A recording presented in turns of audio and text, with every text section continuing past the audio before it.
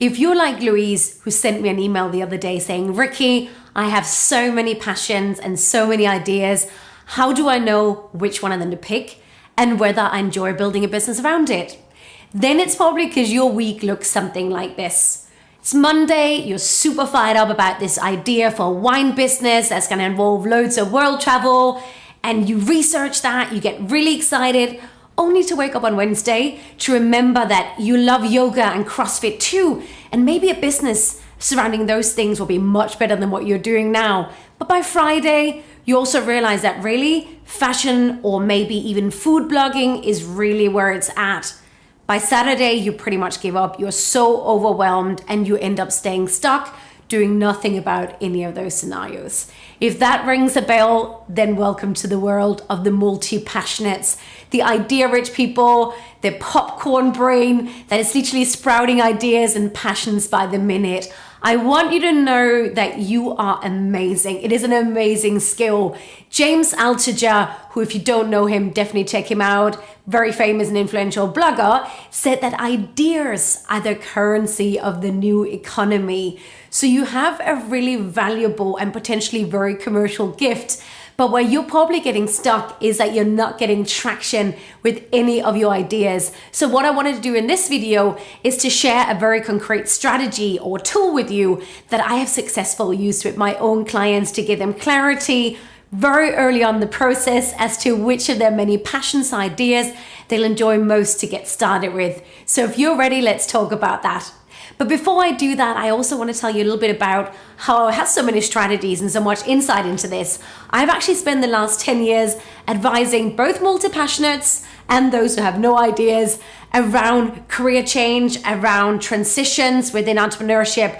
And I want you to know that if you are an idea-rich person, a multi-passionate person, then entrepreneurship is absolutely perfect for you. Whether you're already running a business now and are wondering whether you should change into something else or add something more, or whether you're a career changer who would love to become an entrepreneur and use some of your ideas and your passions for that, this is going to be perfect for you.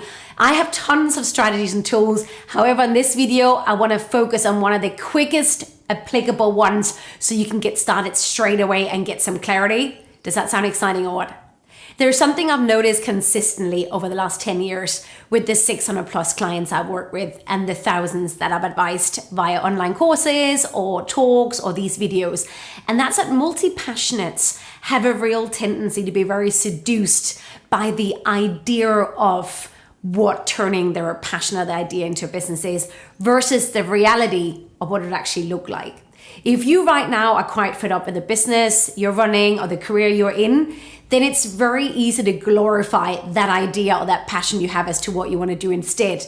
So the exercise I'll share with you takes care of that very problem, because so often I see people being so in love with the idea of this passion of what it would be like that they do no groundwork whatsoever to look into whether their idea of something actually matches the reality of what that would look like. So the tool I'm going to share with you is called the job description test. And even though we're talking about you turning your passion or your idea into a business, whether that's your first business or your second or your third or your fourth, it is still going to be a job description.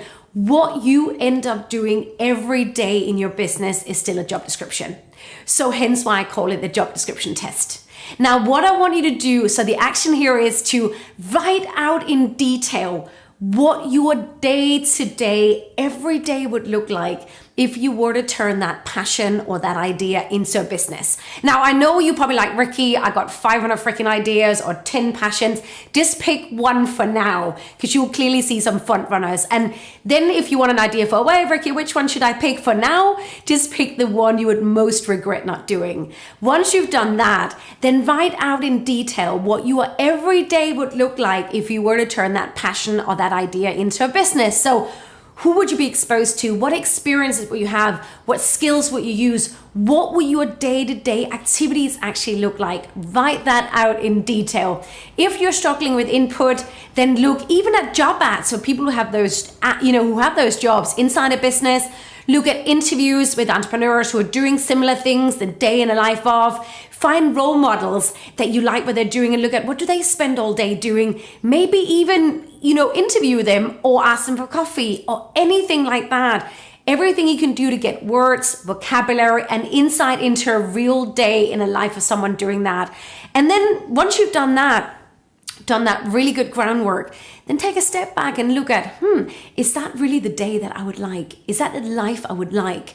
Or actually, is my idea of what this passion would look like turned into a business very different from the reality of what it actually looks like?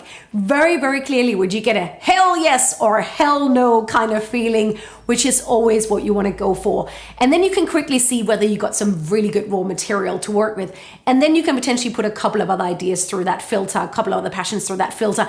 And very clearly and very quickly will you end up with some really solid front runners. And here's an even more advanced tip.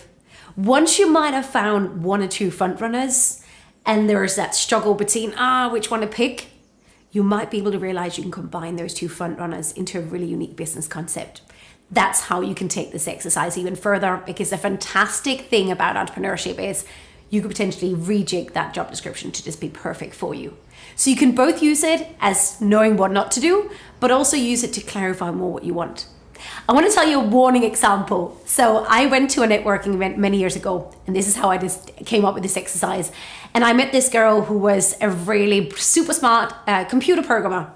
And she confessed to me she would really love to transition into a different business. So leave her business behind that was all about computer programming and transition into becoming a massage therapist, because she was really passionate about alternative medicine and she found it really helpful to have her own massage whenever she was stressed, and she would want to transition into a business around that. And I told her to really do the job description exercise and to really look into what would the reality of that look like, because what she wanted was loads of intellectual stimulation, loads of challenging intellectual problems. She liked a lot of variety. But when she actually looked into what would the reality be if she were to be a full-time massage therapist and run a business around that, well, think about it. When you last time had a massage, a dim room, probably a client who's passed out from relaxation, so can't hold much of a conversation, and probably not a big intellectual challenge. She clearly realized that was not the right business for her to transition into, at least not looking like that. So just remember, your biggest enemy is the fact that your idea of what this passion turned into business could look like is often very different from the reality of. So make sure that you do the job description test, and you can then get some front runners that you can go out and test drive. So good luck with that. I would also say that if you are the multi-passionate, you probably have multi-passionate friends, or you probably have friends who are wondering whether they should turn their passion into a business or which idea to turn into a business. This exercise is equally valuable for them. So make sure you share this video with at least 2 or 3 friends and sign up to get more, and I'll see you in the next video. Thank you.